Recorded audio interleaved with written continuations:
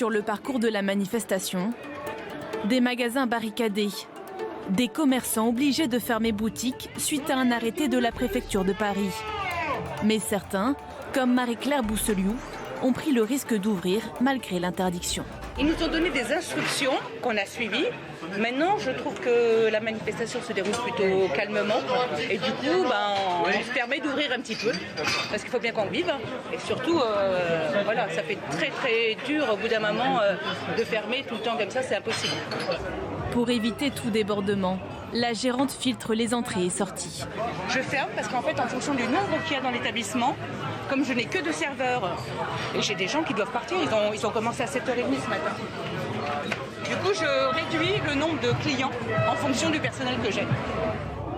Jeudi dernier, les manifestations auraient entraîné une baisse d'activité d'environ 30% dans les magasins, selon une fédération de commerçants. Des gérants principalement touchés à Paris.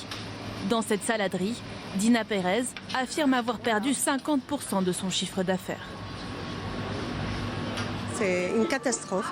Entre les attentats, les gilets jaunes et les grèves, c'est une catastrophe pour le commerce. Mais vraiment, je pense qu'on va mettre tous les clés sous la porte.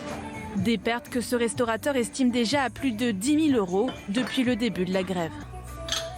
Cette semaine, on a tous les pots de départ dans les entreprises, toutes les pots de société, les cocktails. Aujourd'hui, j'ai eu que des annulations, que des appels pour annuler tous les bons de commande et toutes les privatisations qu'on pouvait avoir et toutes les prestations qu'on pouvait faire jusqu'à Noël.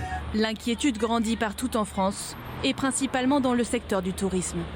Des monuments fermés, pas de moyens de transport pour se déplacer. Aujourd'hui, on va essayer d'aller au Louvre à pied. On en a pour 1 heure de marche. Cet hôtelier près de Lyon dit avoir perdu 20% de son chiffre d'affaires. On a combien de chambres pour la semaine prochaine? La moitié. 50%. Mardi, mercredi, 70%. Voilà, il manque 20% de chambres pour l'instant et s'il n'y a pas de train, il va annuler de toute façon. Si la grève perdure, le gouvernement pourrait mettre en place des mesures pour aider les commerçants. Je vous rappelle qu'on l'avait mis en place en novembre de l'année dernière, qui est de différer le paiement de certaines charges fiscales et sociales de façon à redonner de la trésorerie aux commerçants. De même, nous avions pris des mesures de chômage partiel et de facilitation du travail le dimanche pour qu'ils puissent rééquilibrer leur chiffre d'affaires sur l'ensemble de la semaine. Le ministre de l'économie s'est engagé à recevoir les représentants du secteur cette semaine.